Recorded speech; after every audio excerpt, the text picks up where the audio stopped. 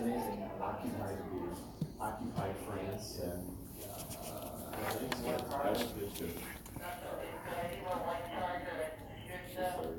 ready to roll? Yep. Maybe 4 should start looking over today. Alright. We only had 4 people in the last session, here's 4 people. We'll hang out together. How you guys doing? I am Bill Clarkin. I'm here to help you guys learn about business. And I will answer any questions you want. Nothing's off limits. So if we want to talk about why would I ever bother doing this, fine. If we want to talk about why do I have to wear a suit every day, fine. I don't actually have to wear a suit every day. I just wanted to look nice for you guys, actually. Most of the time I'm in khakis and a button-down shirt or a sweater. If you want to talk about how much money can you make, we can talk about that. So this is your time. We will talk about some different things. I am going to get started though by first asking you your names. So let's start over here. Melissa. Melissa? Brittany. Brittany? Alexis. Lexus? Alexis? Eduardo. Eduardo. All right. We're going to test me because I'm normally very good at names, so we'll see how well I do. Last one I got 3 out of 4. I had to ask one person their name again. Let me tell you a little bit about myself, and then I'll ask you guys if you have some questions, and we'll answer those, and then I'll tell you whatever I can. So I've been in business and been in banking really for 20-some years now, about 20 years. And I came out of lovely Indiana University, which Miss Peterson and Kevin over here. I really should have gotten your last name so that I could refer to you by Mr. Half the students like to joke when they call me Kevin. All right. Well,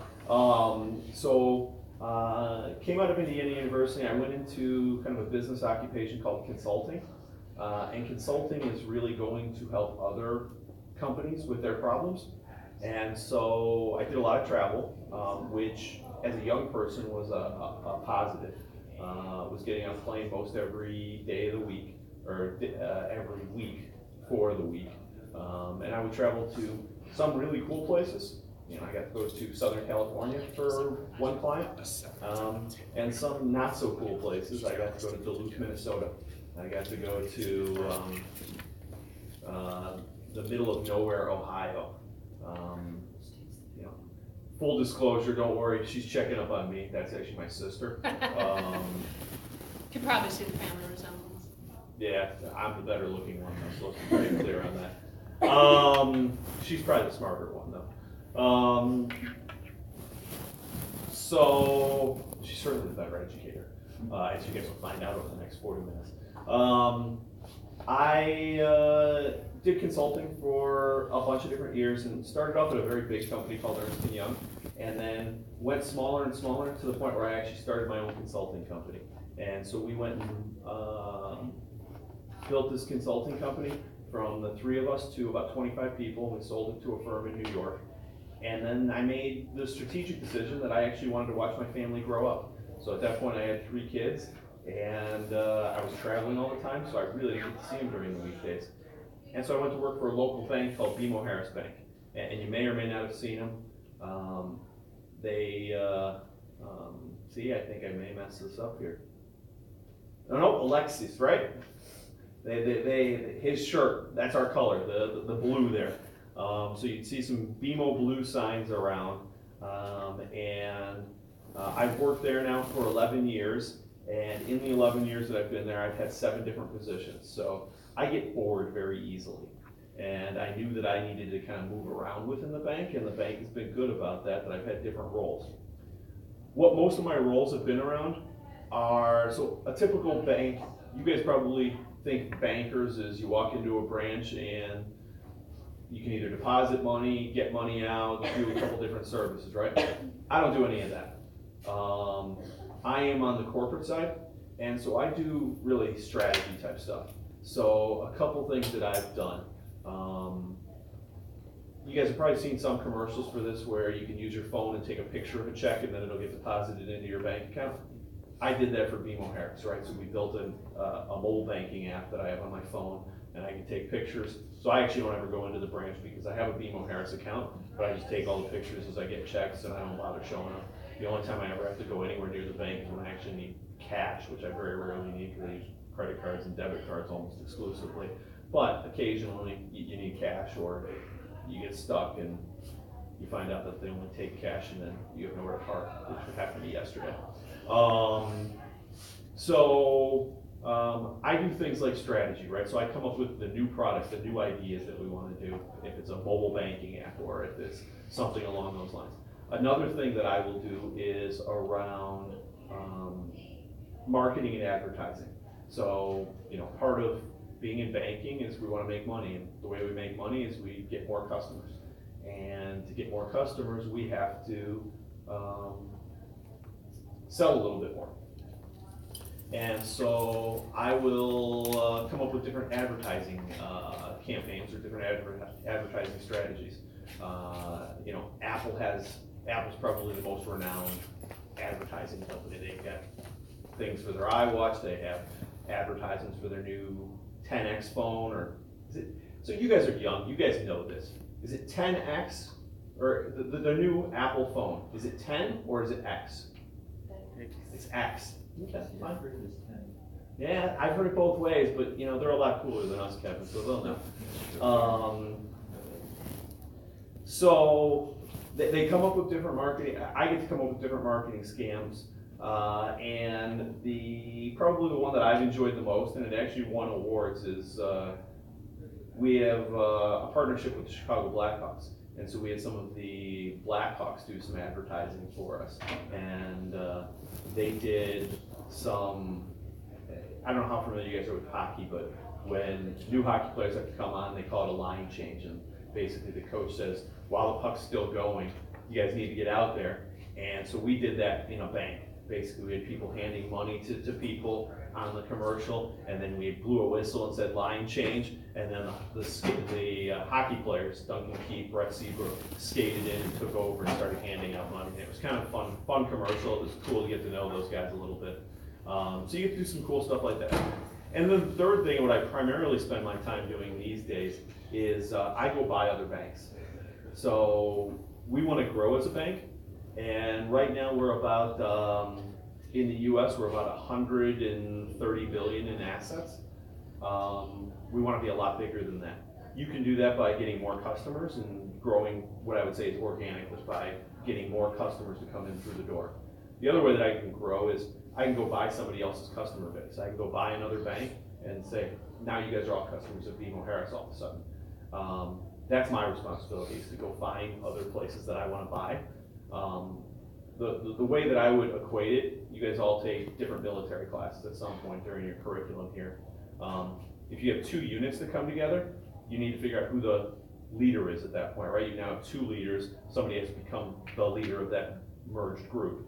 You have to figure out who's going to run the artillery, who's going to run the computer systems, who's going to do this. I do the exact same thing when I bring two banks together. Who's going to be the leader? Who's going to run those type of things?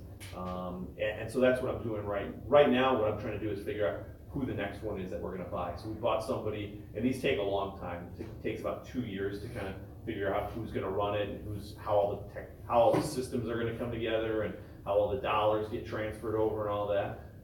So I did a acquisition in Texas a couple years ago, finished that one up, and now I'm looking for the next one. And that actually takes a lot of sales skills, because I'm trying to sell our CEO, our CFO on, I think we should go buy this bank out in Tennessee, as an example, because it has these attributes, right? It's got 296 branches, and I'm actually giving you guys an actual example here. But it's got 296 branches, it's $40 billion in assets, and that would grow us by about a third of our size. And so that's what we try to do. And so I'm making different cases.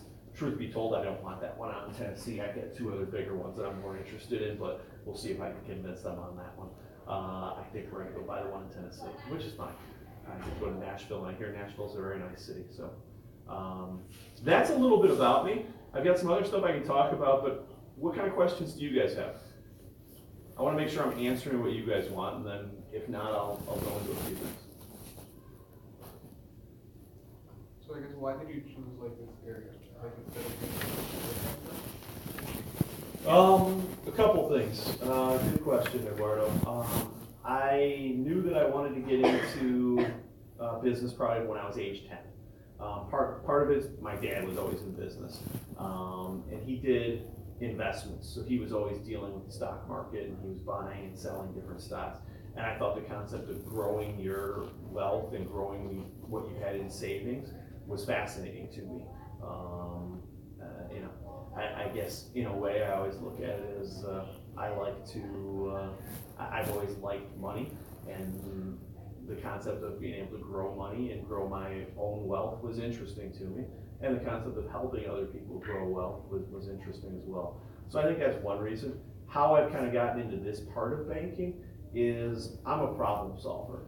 Give me the biggest problem there is, and I like to go figure it out, right? It's sort of like a puzzle, sort of like that, but I like to go figure out what the problem solution is, and work with people to figure that out. I think the third thing that I'd say, Eduardo, is I'm a people person, and business is very much you're collaborating, you're working with a lot of different people in business, and I think that's good for me. The days that I don't have a lot of interaction with people, I go out of my mind. I need to be in meetings, I need to be talking to people. If I was an engineer, which actually was the other occupation I was thinking about, you know, a lot of engineers kind of hold themselves up and they're just focused on whatever their assignment is or whatever thing they're trying to build for days, weeks, you know, plenty of time on end. If you read about the Manhattan Project, Oppenheimer, he's the person that created the atomic bomb. He is, you know, highly introverted, and introverted means really doesn't hang out with people or want to be involved with people. But he's obviously created something that is very devastating, but also is quite the engineering feat. If you just abstract what damage it can do, it was actually quite the engineering feat. I love doing some of that stuff, but I want to do it with people and be involved with people, and so business helps me do some of that.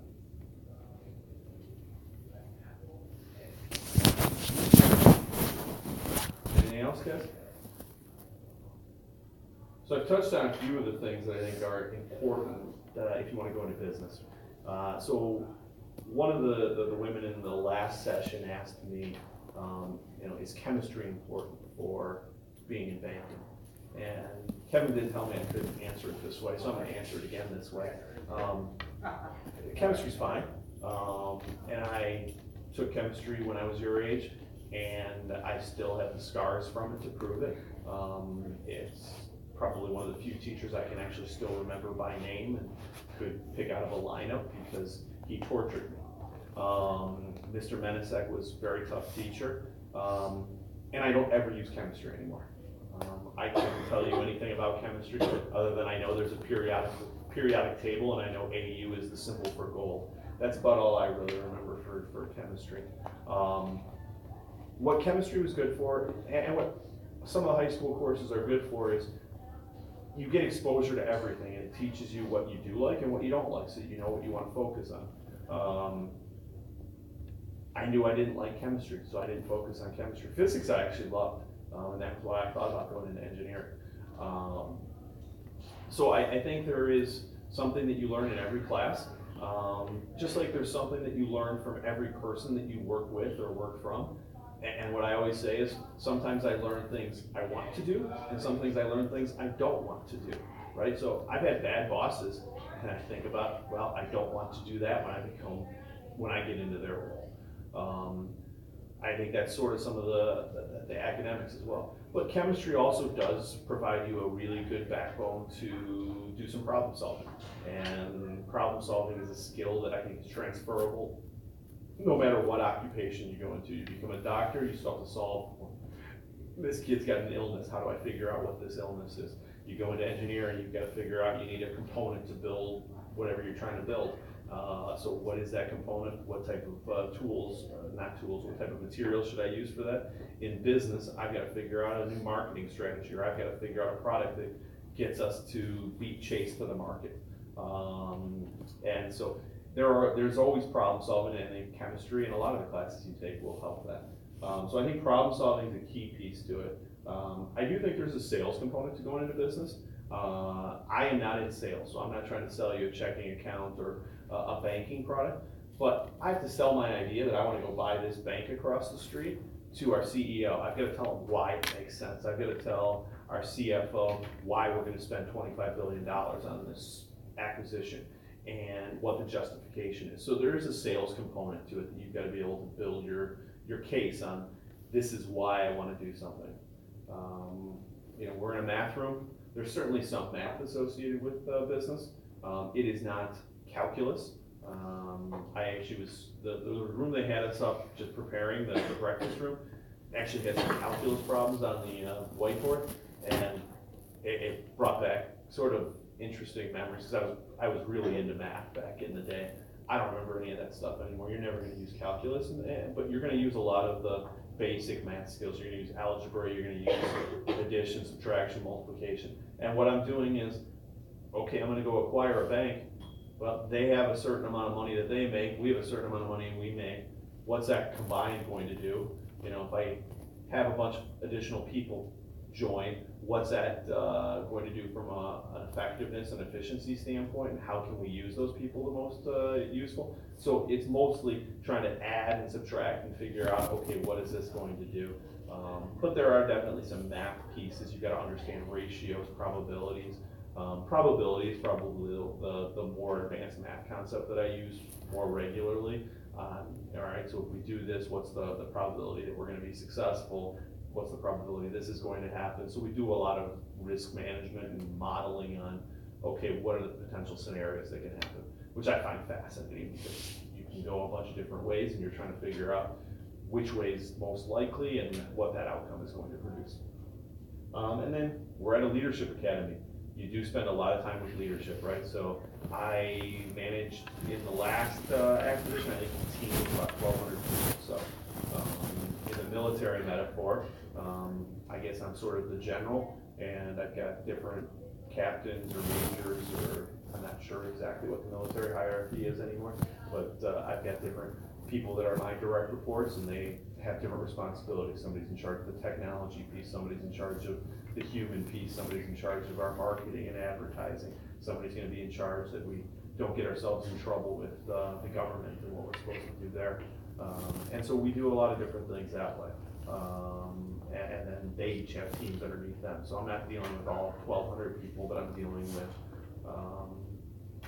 some capacity of that. And the one before that, I had about 2,000 people working for me. So if we go acquire one of these targets that I want right now, it'll probably be larger than that, because that would be the largest acquisition we've ever done.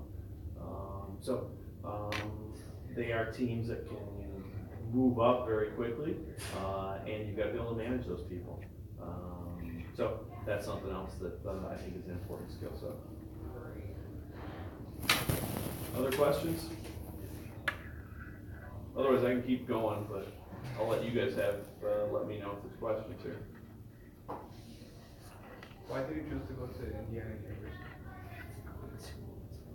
Yeah, I chose to go to Indiana University because I knew 20 years thereafter Kevin would go there, and I just wanted to be like Kevin when I grew up.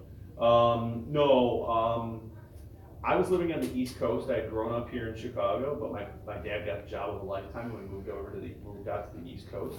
But the East Coast didn't exactly agree with me, so I wanted to get back to the Midwest.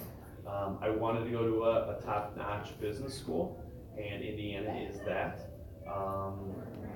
If you ever get a chance to go down to Indiana, you'll also find that it's a very beautiful campus. And there, most colleges, there's a lot to do and a lot of fun things to do, but Indiana just hit me properly, and I think this is true for a lot of folks that are looking at colleges. I'm actually going through it with my 17-year-old right now. It's one of those things. It's almost like when you meet the person that you're supposed to marry. you just know. There's no kind of perfect formula to it. You just kind of know. And I walked onto that campus and I said, this is perfect for me, and it really was. You know, then again, I think I'm a pretty laid back person, so I think I could have been fine at almost any campus. But I love them to this day. I actually just went and watched them lose a basketball game yesterday. But you live and die with that, and you have fun with that, and that's part of the college experience. So I don't know that I totally answered your question there, Eduardo, but I chose it just because of the academics. They had very good business school, but also just a feel thing that it has been good. You know, I'm an outdoors person, and they have a very beautiful campus. You can do a lot of outdoors activities, so that's probably part of it as well. You guys all just gonna let Eduardo ask all the questions?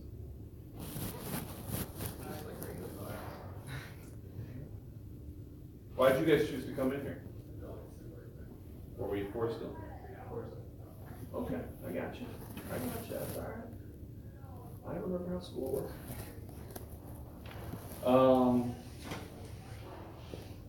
You know, coming out of school and coming out of high school or college, you can do a couple different things in banking. Coming out of high school, you're likely to be working in a branch or one of our operations centers. You know, one person that was escorting me up to the welcome room asked me, so how much do you make?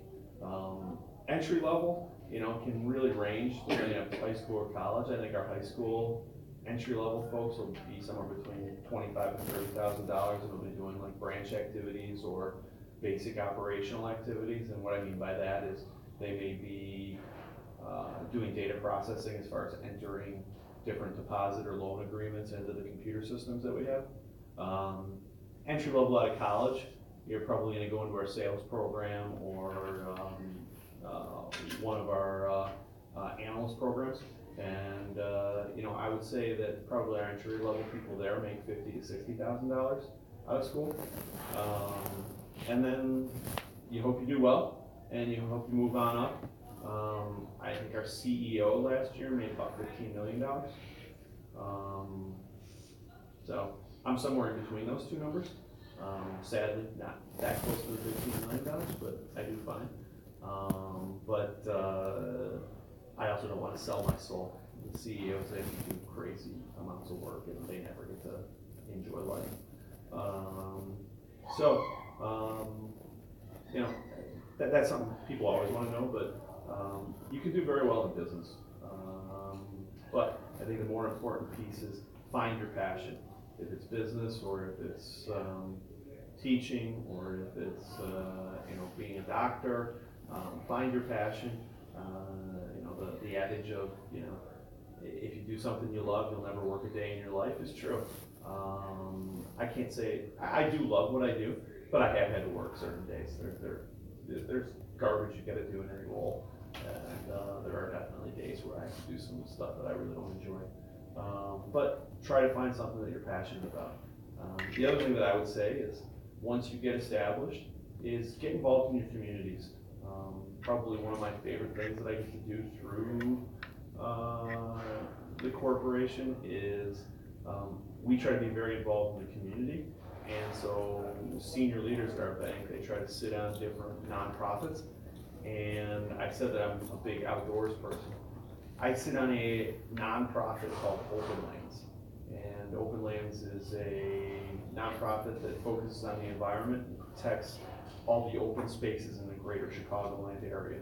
So if you've ever ridden on any of the bike paths around here, that is something that Open Lands manages and really works with the local governments to protect those spaces.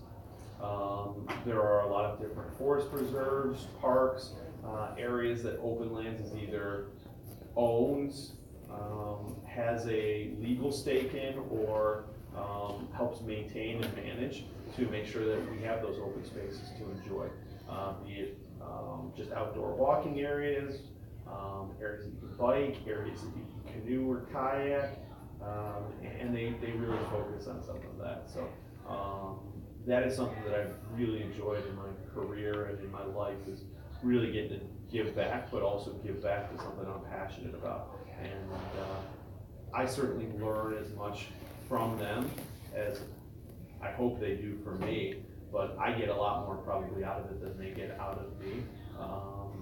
I find it fascinating. I learn a lot about the environment. I learn a lot about what's going on in the world, and I think that's great.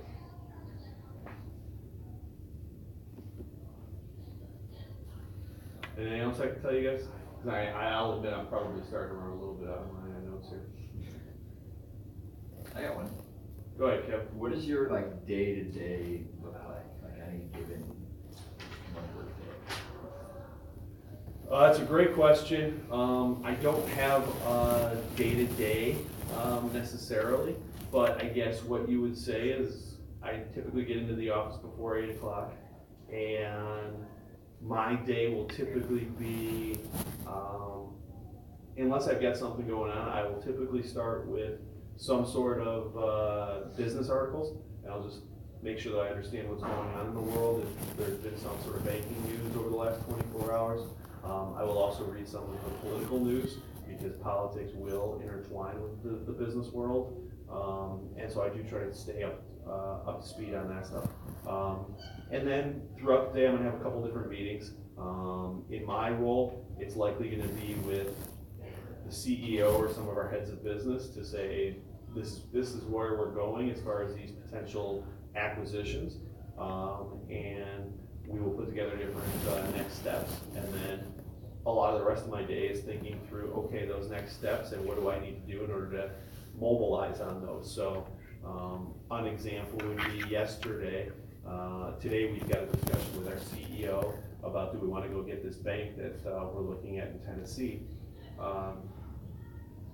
I had a bunch of different questions we wanted answered before we went into that discussion. So it was talking to the right people, it was doing the right research, and understanding kind of some of the financial metrics of that bank, but also some of the social issues. So what would we do with the CEO of their company? Because our bank CEO is not going anywhere, so he's going to be the one that ends up being CEO. So how would we address some of that stuff? And making sure at least I've got a hypothesis. You're never going to have the answer, because we're not that far down the road, and the CEO of the acquired company may have a different view, right? We may say, oh, well, we'll make him the head of all of Tennessee banking. Well, that would be fine, but maybe that CEO wants to just get acquired and take his money and retire. So he may have a different plan. And so you've got to think through some of those scenarios and how do you work through that. I spend a lot of time talking.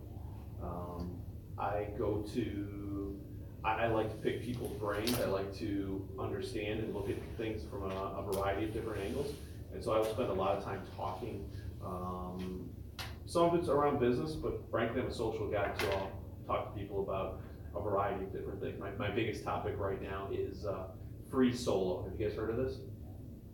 So Free Solo is a documentary that just won the Oscar. It is about climbing El Capitan, which is basically a sheer rock face in Yosemite National Park.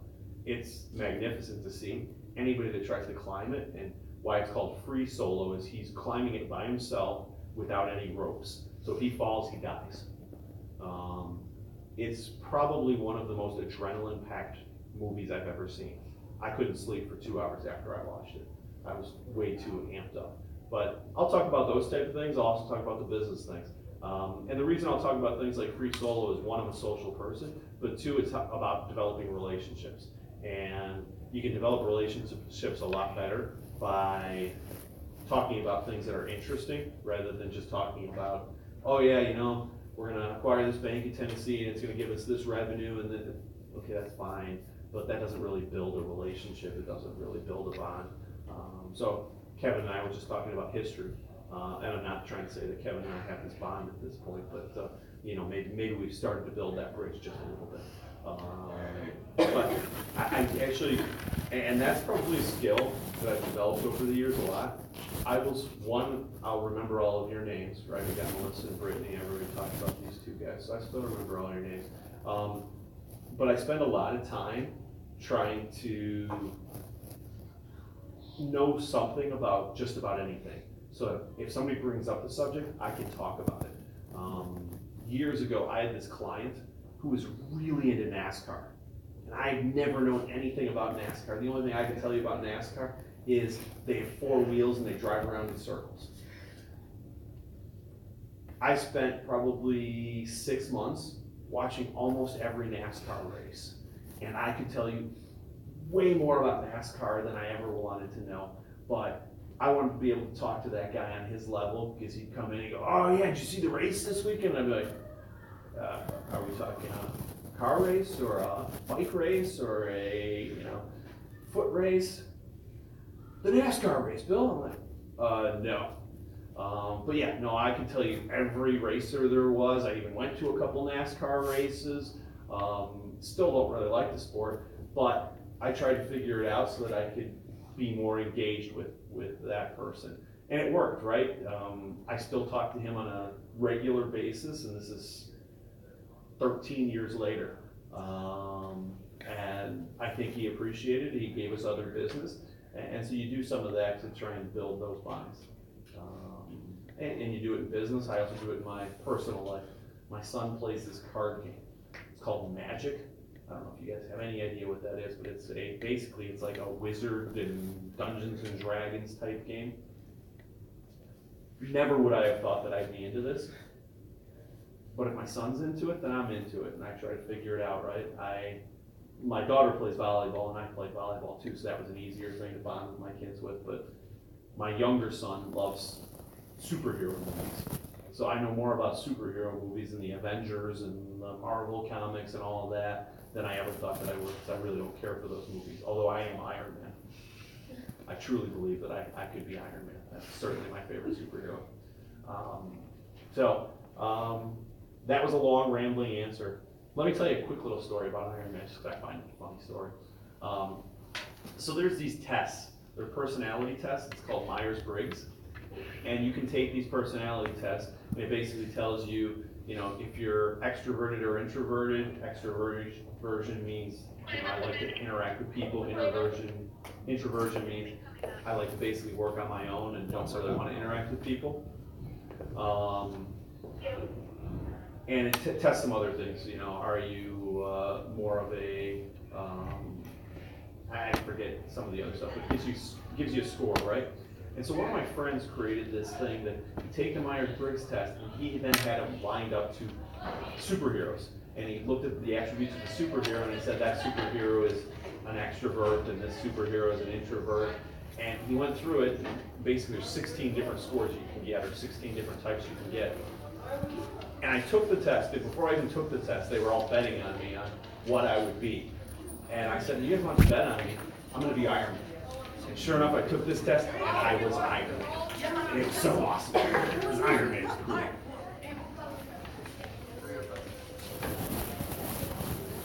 Believe it's time to switch. Guys, I appreciate you guys sitting here and listening to me. Good luck to you. Make sure you give Principal Gallagher as much grief as you want. Tell her I told you you could do that today.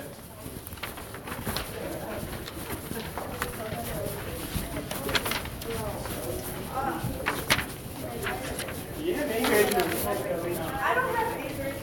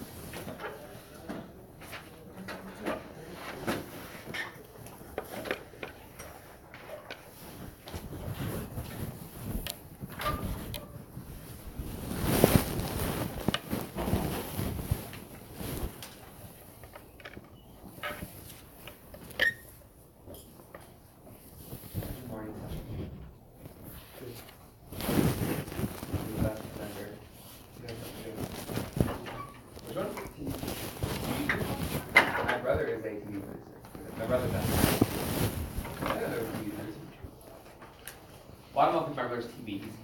Here's commercials. So, I don't know if that's falling in the same category. Close to it, at least. We have about 1 more minute and we'll start before we then Mr. Nelson.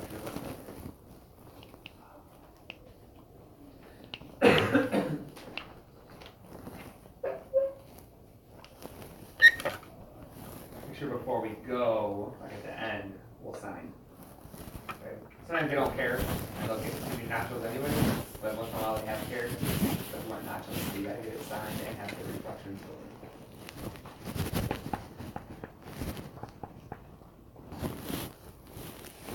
Hey, let's go.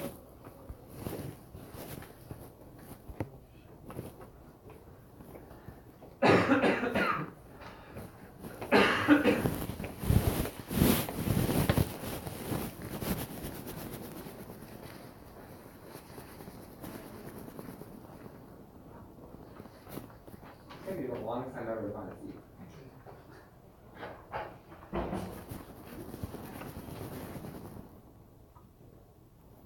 Oh no, trouble. No. How come a lot of the 7th graders didn't dress up? You guys know how to dress up? Another 7th grader didn't dress up.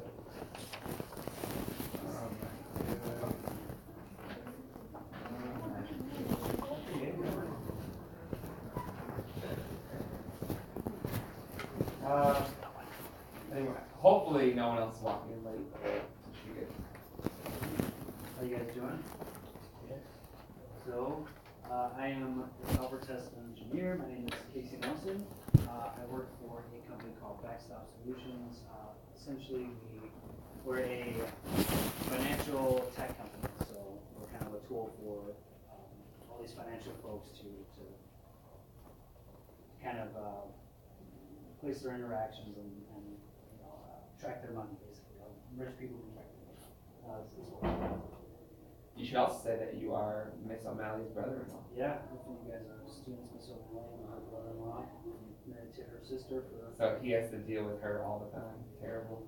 outside of school. She's cool. You guys like that, good talk.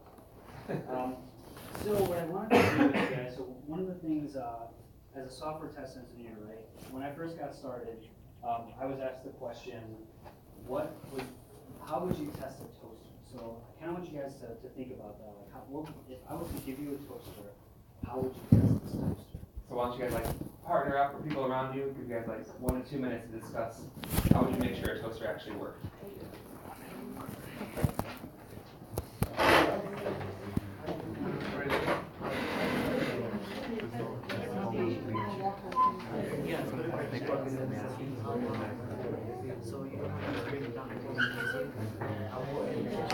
So that's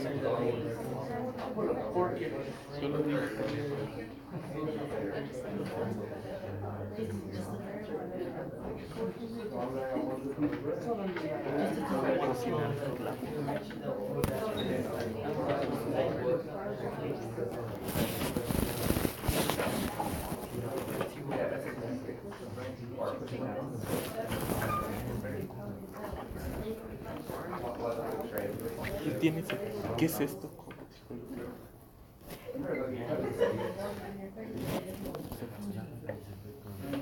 Cool, so any examples? How would you guys? I think that maybe because toaster you first have to take out the cover of the toaster and check if the gears are in place, the springs, etc. I like it. I would say it's really interesting because Celeste said like the exact opposite. So you were looking at like the mechanical parts of it, right, David? Yes. And Celeste, the first thing she said is, well, did it toast my bread?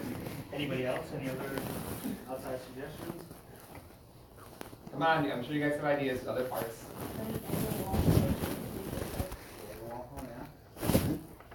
Any other suggestions?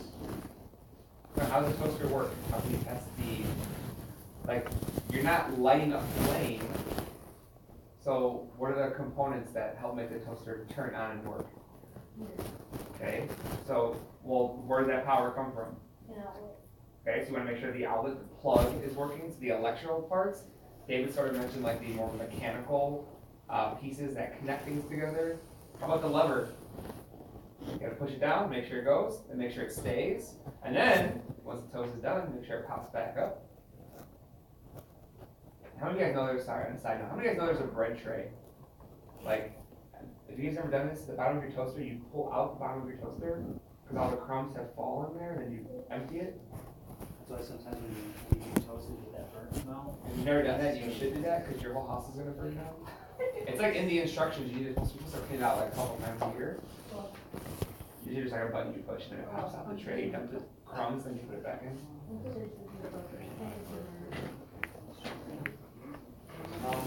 But yeah, so this whole toaster idea, right? So when I first went in, my first interview, this was the first question they asked me, right? Same thing with you guys. You know, is it gonna toast my bread? Or the coil's gonna heat up? Are the levers gonna work? Bounce everything up?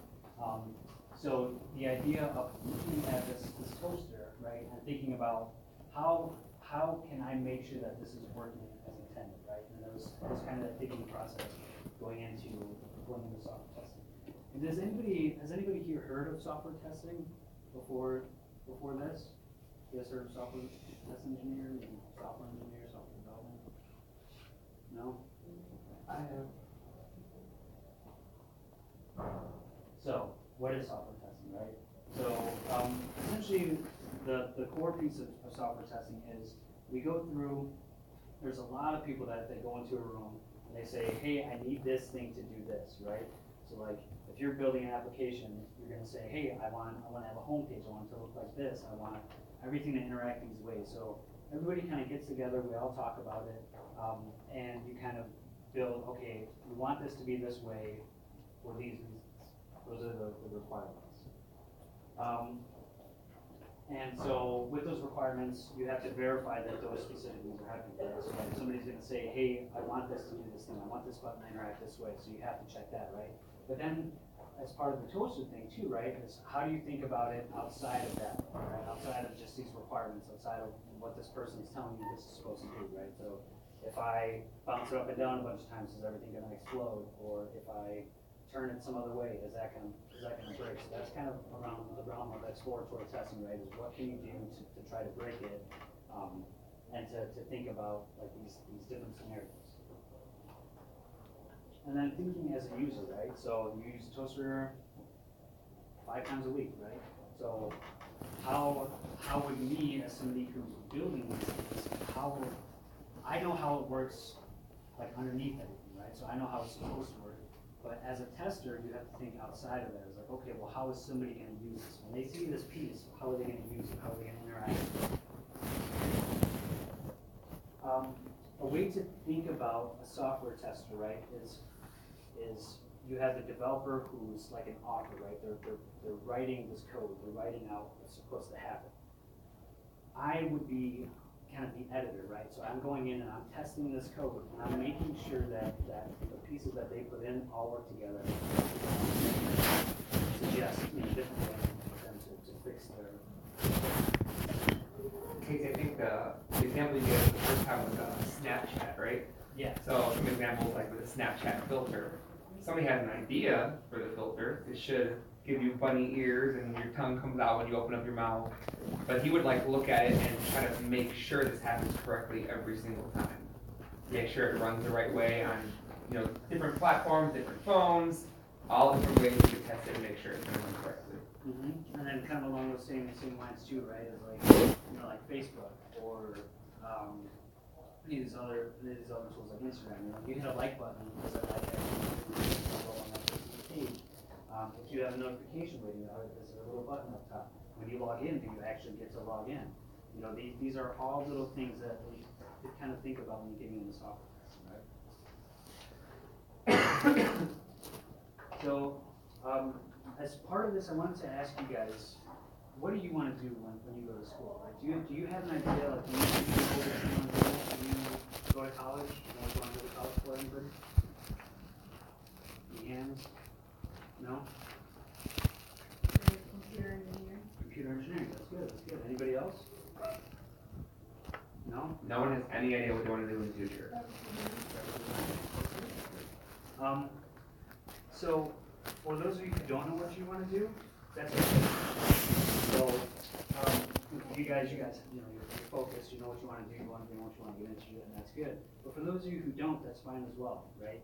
So, kind of part of what I wanted to talk to you guys about, and to get you guys to think about is, you don't have to know right now what you're gonna get into, because as you get into like work and school and things like that, when you start getting into these things, your interests may change, and you may kind of morph into this new thing, right? So maybe you're thinking, hey, I'm gonna get into computer science, and then you start getting into it, and it's like, well, no, I don't want to do computer science. I want to do graphic design, or I don't want to do graphic design anymore. I want to go into computer science. So don't be afraid or don't be discouraged right now, because you'll know where you want to go, and as long as you work hard and as long as you're dedicated, you'll be successful. Yeah, there are a lot of teachers in our school right now. This is like their second career. They weren't sure they wanted to become a teacher. My brother graduated with a degree that he never used. And like a couple years later, he went back, got a different degree. Now he uses that to make commercials. He probably never in a million years thought he'd be a commercial producer. So it's okay to switch or change your mind or get one degree but work in a sort of different type of job. You know, as long as you're happy and successful and satisfied with that. So, kind of, this is like the broad picture of what happens with development, right? So, when you look at the development life cycle, you have planning, like we talked about with the requirements and things like that. So that's where everybody gets together in a room and they plan out what's going to happen. So, again, let's go back to Snapchat, right? You want the logo to be yellow and it looks like a ghost, and you want the send button to be on the bottom, and you can interact with the face, all those other things. That's part of the planning phase. Then there's the design phase, and that's where we kind of put those components together, right? We want to look at everything and say, okay, we want to have all these pieces together, we want it to work this way, let's design it out, and get the look of it, the feel of it. So then it goes into development, right? So this is when it goes into the hands of the developer, and the developer codes everything out, they're writing everything, making sure everything's working. And at this point, again, everybody's kind of talking, right? So you have different areas of software teams, like the engineers or developers, the testers, the managers. Everybody's constantly talking about this process to make sure that it's all cohesive and that everything's working as they plan. Then after development, it comes into my hands as a tester, and I test it out, again, going through those requirements, going through my exploratory stuff, thinking of it as a user to make sure that what we put in place is actually working as we start.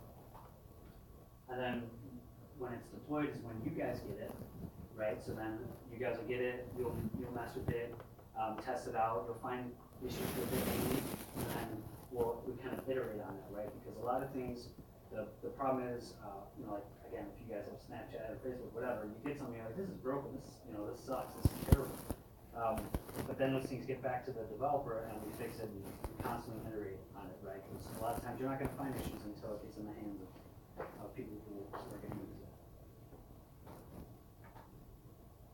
So, how did I get into testing? When I was your guys' age, and when I was in high school, I was into music, right? Playing music all the time. Played the drums, different drums, band, doing shows all the time, but in that I was in the band in school, just always in music. I thought, man, I'm gonna go be a professional.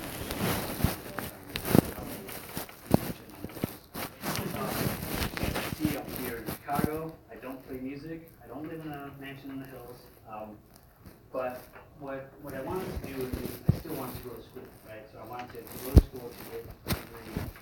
What I went to school for was design and animation. So I went to school to create video games, maybe work on environments and do all these cool things with graphic design and all that stuff. And so after that, after I graduated, got everything together, I went into this internship where I was actually working to build a cartoon.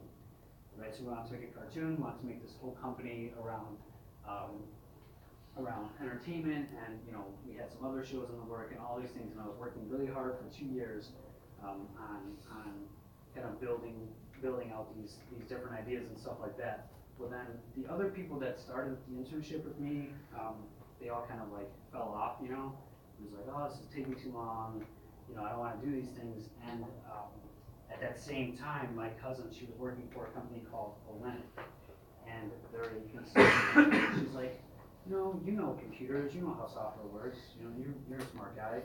What would you think about applying here? So I applied at Olenek, and Olenek is a company that's built around software testing. And so when I went there, they asked me about the toaster. I answered it correctly, like you guys did. And I started to work on all these projects, right? And I started learning about software testing. I'm like, man, I actually like this. I actually enjoy this. And I built up the experience at Olenek to get the job here at Baxter. So, what I kind of wanted to get into was a bit more about software engineers and the type of software engineer you guys can become. So, first is the front-end developer, right? So the front-end developer is somebody who works on all the front-end stuff, the look of it, right, the feel of it. So they're the ones that put in place like the Facebook glue and kind of everything. They style the pages. They work on all the stuff that you guys see. Then there's more of a senior engineer, right? Somebody who kind of does everything. They work on all the front-end stuff. They make sure all that stuff's looking good. Then they also work on back-end stuff. So like the servers, the way that the servers interact with the front end, and all the data behind it. And you have your back-end developer, which is all the architecture, if you will. And then principal engineers. The principal engineers, those are guys who kind of they work on the architecture of the software, but they kind of guide the way that software kind of is created, right? And like the overall picture of it. You guys have any questions about like the specific titles or anything? So I was wondering, is it just like your passion that you'd like to design the look, so you're a front-end developer? Or it's like your skill set, or your boss just tells you you're gonna do this, you're gonna do this? Yeah, so you can get into these specific fields, like if you want to just do front end. So like if you get into graphic design stuff, right? You're looking at like, I'd like to do this stuff, right? I'd like to do this for applications. You can get into front end design for front end development. And there's specialties with these, right? So, excuse me. There's this idea of this full stack developer, right? And there's somebody that can do everything. But you can specialize in each of these areas, and so like as far as the job market goes, it's kind of better to have a specialized area that you can get into, because then this way you look better to the recruiters and these companies that are hiring. Anybody else have any questions about the different titles and whatnot?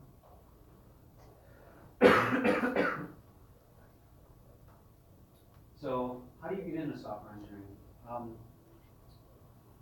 So you have the typical 4-year college or university, you guys can go to school and do something there. What's really cool is that now, and especially the tech industry, is moving more to like, are you knowledgeable about it, as opposed to, hey, did you go to school, right? So you don't have to have a 4-year college degree to get into software engineering. So they have these boot camps, right? So they specialize in these things. So there's schools like General Assembly, I can't think of the other ones, but they have specialized classes that teach you everything about it, right? So you guys, we had students that were taking HTML classes. You guys have any HTML here?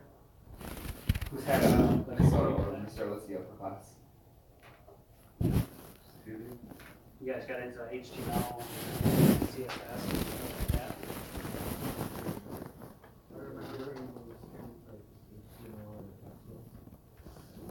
Anybody else, like, did you do any coding in there? Oh, yeah.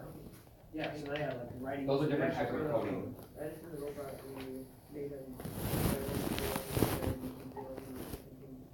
You wrote that out? Yeah. That's pretty impressive. But that's also after school though. That's not just in class. Everything right now, it was just some blocks and which already had a code in them when you set the pen. I mean, that's still impressive, right? did my own like animation, like where I made like created my own illustrator, like kind of just like short movie clip. Like that's it. Well, you did all that with like JavaScript and CSS, stuff like that? Or Yeah, they have them, they usually design an American flag, and they have to get the size and proportions right and all that. I just saw it in class, there are some 7th graders in there. So let's see, second period, they have a little cat.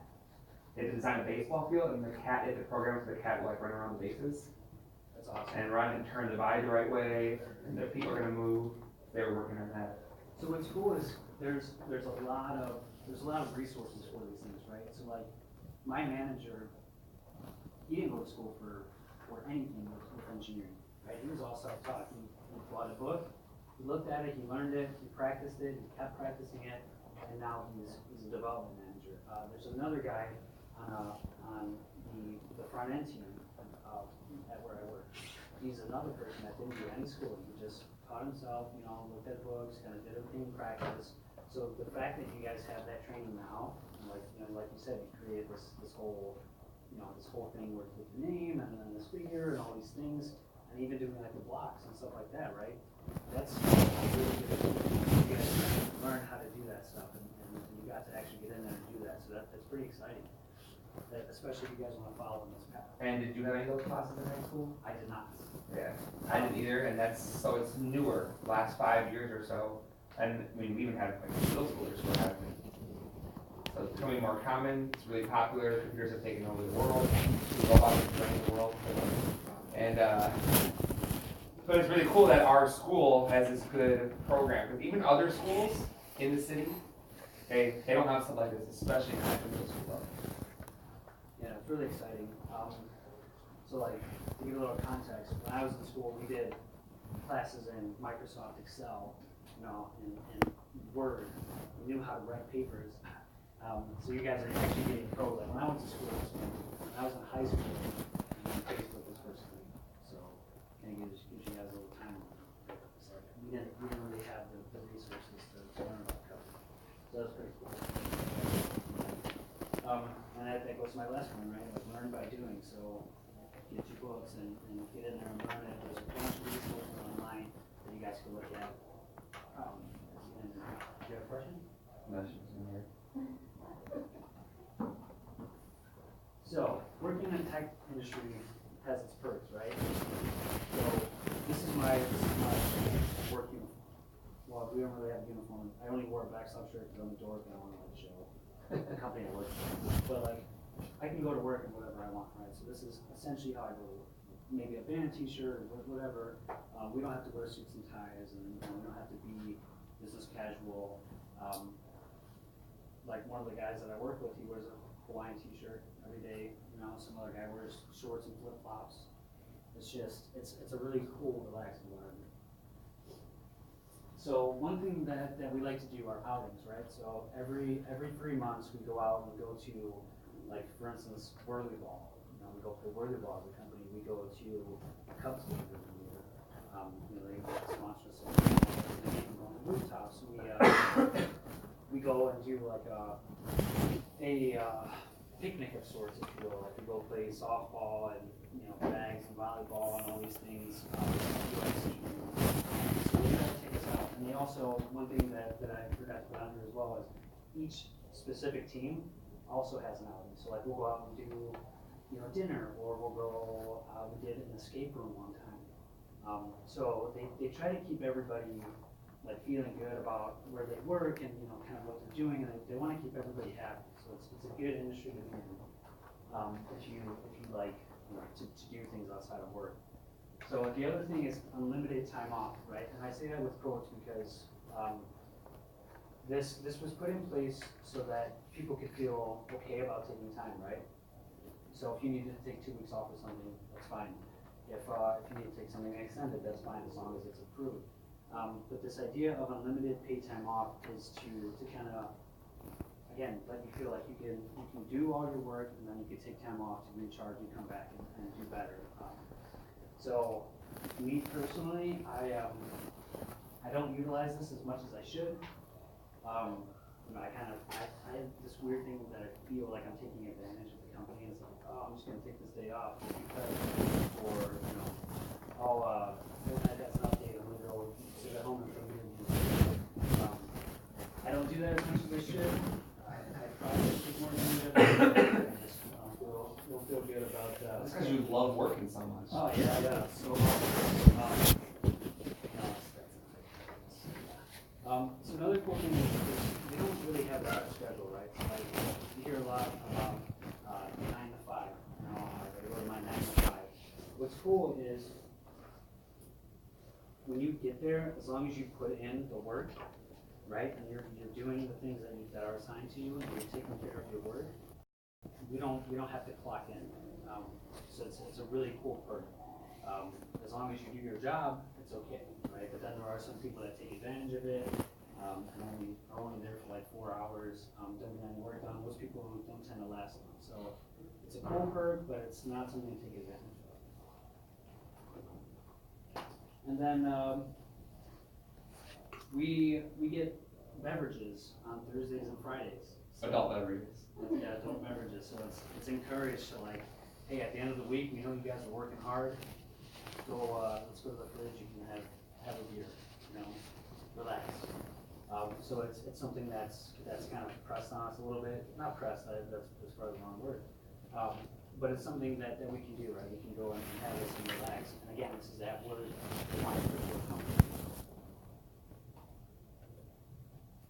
So with that being said, do you guys have any questions?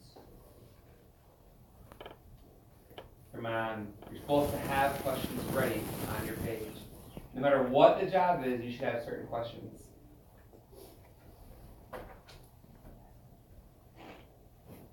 What are the negatives about this job? So, that's a good question. So negatives, with all with all these perks, there's an expectation, they're taking care of you, so you have to take care of them, right? So sometimes I have to stay late, right? There's been a few nights where I've worked till 11, 12. One time I stayed up till 3 in the morning, I was doing work. But what's cool is that they take care of you outside of that, right?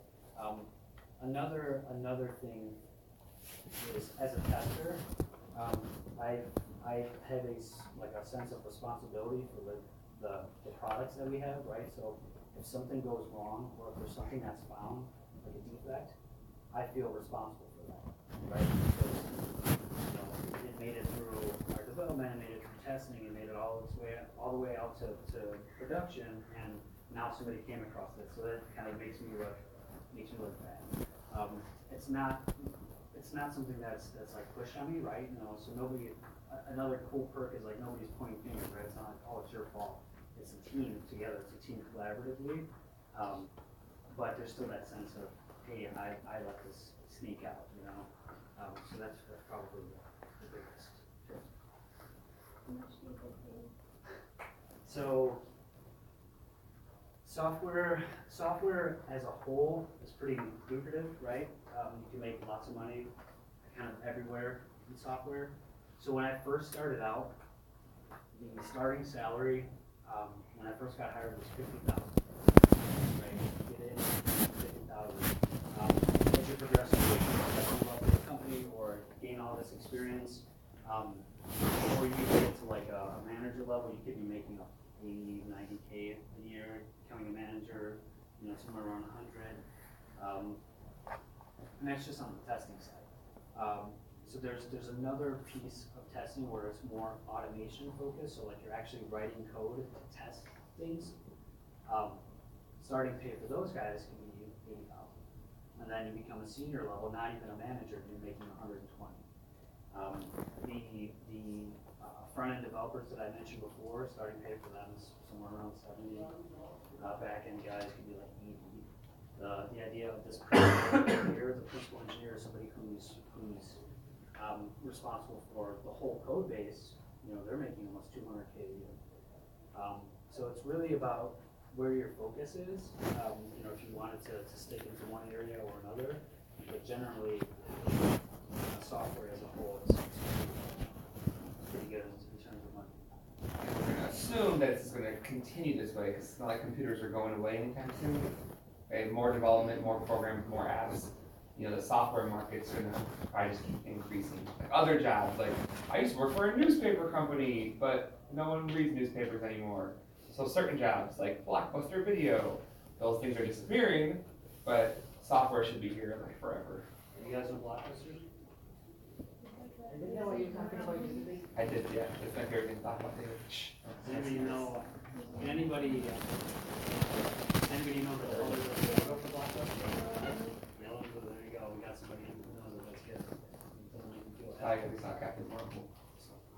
She crashed. No, spoilers, Captain Marvel. Any other questions? And then kind of going more off his point, right, like software isn't going anywhere. So there's this idea now that the industry, so instead of getting in, like, mobile applications are still huge, there's still a bunch of websites, things like that. But now we're getting into machine learning and AI stuff, like he had mentioned, robots are taking over. But now we're learning a bunch of different ways to create these AIs or artificial intelligence to kind of use these robots for good things, right? So like helping with manufacturing, or even things like a buddy of mine just got a job at this company where he's basically creating this application to tell Wrigley Field how many hot dogs they sell, how many people, you know, buy T-shirts, how many beers they sell during a specific inning, whatever it may be. He's building something to help track and learn how sales are going in Wrigley Field, so they can help kind of move things around, and you know, like maybe if you have more advertising here, you can sell more, you know, whatever the case may be. But this machine learning, you know, this is a big thing too. Any other questions? So have you ever have you ever attempted, what do you call it, front end? You said you were involved with like design, so you'd like to design, but you don't really get a chance much, I don't think, to design. Do you miss it? There's not a lot of that. I do kind of miss that stuff. So what's cool is so my team, unfortunately, we're the only ones who don't have any automation behind us. So that means like the stuff that we built previously only gets tested when I do what's called a regression cycle, which is checking all the old stuff. So we don't have automation to check all of our old stuff. So I'm actually in the process of writing out the automation stuff to get our stuff tested. But what's unfortunate is that it isn't any of like the front end stuff. So you don't see like this nice UI or whatever. You're kind of seeing everything execute on its own. Like for instance, I have so this is my work laptop, but I have 2 monitors set up at work on the side too. So I have the 3 monitors set up. I can do something on my computer, and then this monitor over here will be connected to a different computer, and it'll run all the tests in front of me, like without me touching anything. It just sends the code up, and the code tells it, hey, put this in the username, put this in the password, put this button, go through this whole process. So that, in that sense, it's really cool. I didn't build the UI, but I can manipulate it and make it do what I want it to do just with writing. Have you ever had any security issues, like hacking? So what's good is our security guys have been pretty good. We did have one thing with what's called TLS. It's a certificate that applications use for security purposes.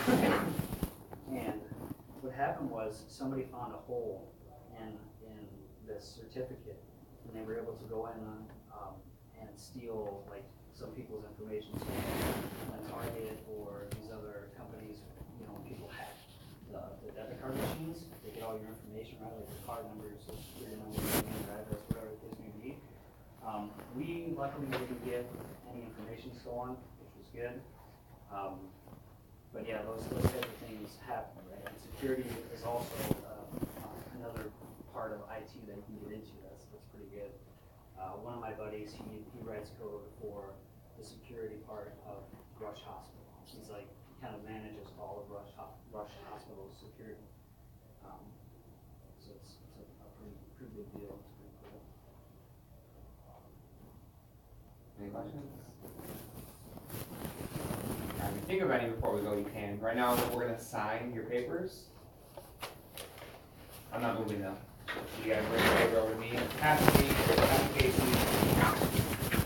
You fill out the reflection.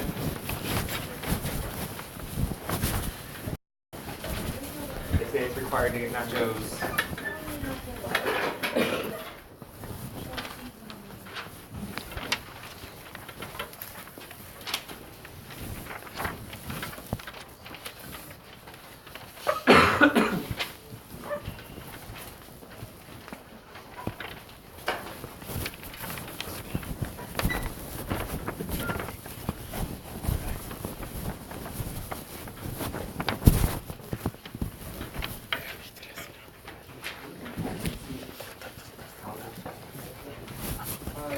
No, finance.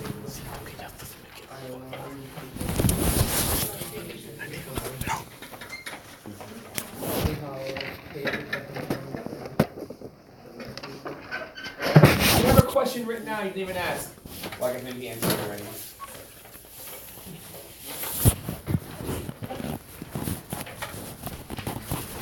Casey, is this something that you want to continue to do like the rest of your life perhaps? For the foreseeable future, at least the next 5 years? Well, what I want to do is move more into the automation system. Right? So I like the idea of writing code. I like seeing actually manipulating this application. So same company, different yeah. position. Yeah, so I'd like to move up, get into more of that stuff. And what's really cool too, and another point that I forgot to mention is collaboration, right? So the office space that we work in, I'm in the Sears Tower. And so the office space that we work in is all open, right? So like my desk is here and, it's all, I can see the guy in front of me, I can see the people next to me, I can see everybody behind me. If I have a question about something, I can just go and ask them a question. And they'll help me out. If they can't, they'll direct me to somebody who can. Except if you have headphones in, that's a no-no. It means your focus to your voice. But yeah, the company that I work for is really cool. They're really open about like helping me learn. And I get that general sense from just the tech community as a whole, right? Like any company that you hear of, they have some type of training budget or they help you with learning, whether it be like an internship kind of at work or a mentorship at work. And they'll help teach you, the things that you want to learn. Because the idea is like you're there because you're good at what you do. They don't want to lose somebody who they know is already doing good work. They want to mold that person to help them grow in their career, but within the company. You get sore eyes.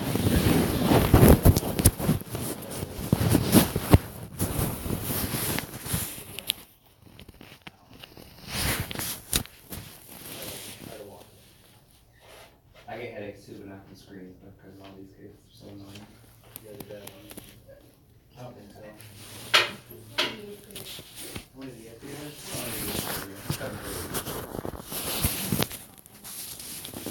Not 7. When the next year, then you're gonna say that they're gonna say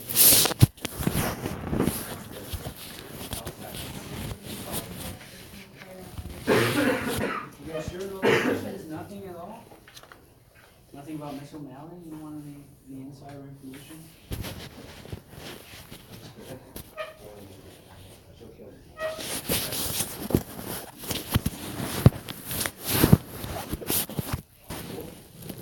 Alright, it is time to go. And if you guys do have As any far as I questions, recall, there's no bells. if there is Next anything class, that I you guess. guys need or have any questions about, feel free to talk to Miss O'Malley. Mine's at 20, so maybe 1 minute early. Alright, adios. Thanks, guys. You're on the way to block B, alright?